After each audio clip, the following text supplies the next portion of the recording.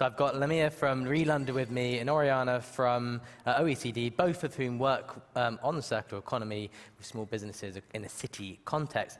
Oriana, you said something really interesting to me, that I'd like you to say again now, that you've seen a palatable shift in the cities you work with in terms of thinking about the circular economy. It's not just waste management, but something much more. What's the impact of that? Well, first, it all starts with the semantics. It's the use of words that is really different. What were waste department, now they are circular economy departments. In many cities, like small cities like Tallinn in Estonia, we're working with at the moment, Buenos Aires, a huge city. And this doesn't mean that things will change from a day to another, but definitely provide a totally different perspective, a more holistic one that goes beyond waste, which is seen as an issue to deal with, towards resources as opportunities.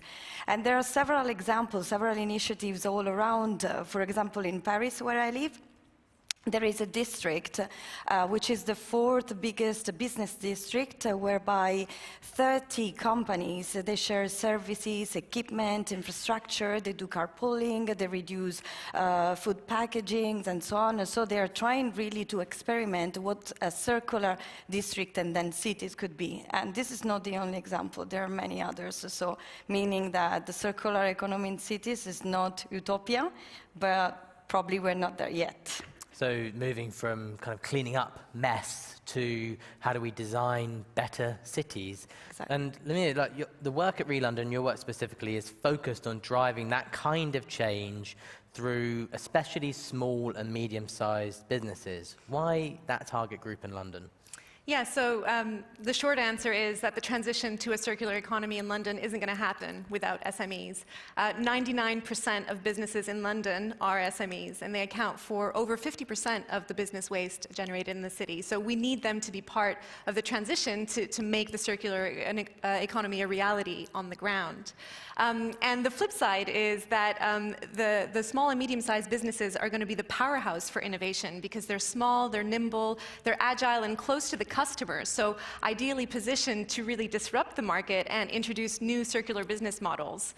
And even large corporates or the public sector that wants to change and adopt the circular economy need SMEs to be on board because they make up the supply chain. And obviously it varies by industry, but if you take the construction industry, the majority of service providers are SMEs. So the challenge though is that small businesses don't always have access to the information or the resources or the investment for change. So that's why we think it's really important to support them and make sure that they can demonstrate and amplify all the impact they're having. And it's a there's a lot of variety when we say SMEs, right? There's a lot of different kinds of SMEs. Where are there one or two places where there's any kind of signs of particular momentum? Like, is London ready for the circular economy? I mean, London's more than ready. London's already doing it.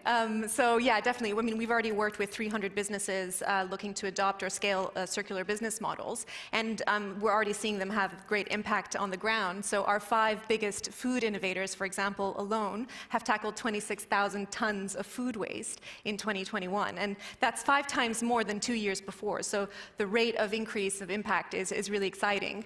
Other signs of momentum are that we're starting to see multiple competing solutions come onto the market. So you've got multiple options now for refillable deodorant or zero waste grocery shopping. So really the market is maturing. And we're seeing that happening in the private sector, but there's also growing demand from the public sector to access this innovation, where we're seeing demand from local authorities to use the circular economy as a way to build economic resilience on the ground.